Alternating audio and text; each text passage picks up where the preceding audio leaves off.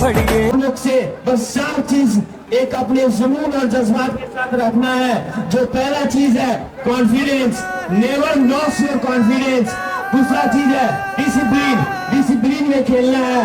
और तीसरा चीज है जो आप लोग को कंसंट्रेशन, जो कंसंट्रेशन पे एकदम अच्छी से, एकदम दिमाग से हर एक बॉल, हर एक बैट पर सोच के खेलना है।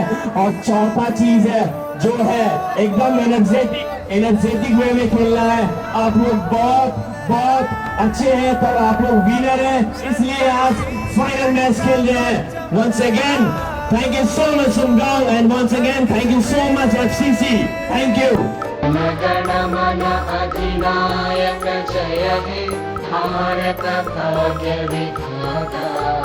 पंजाब सिंध गुजरात मराठा द्राविड़ उत्कल गंगा।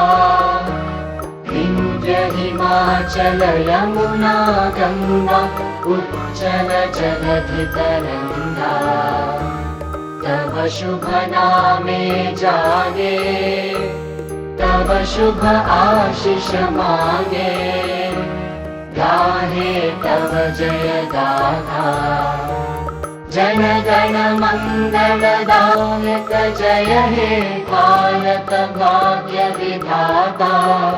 जय हे जय हे जय हे जय जय जय जय हे।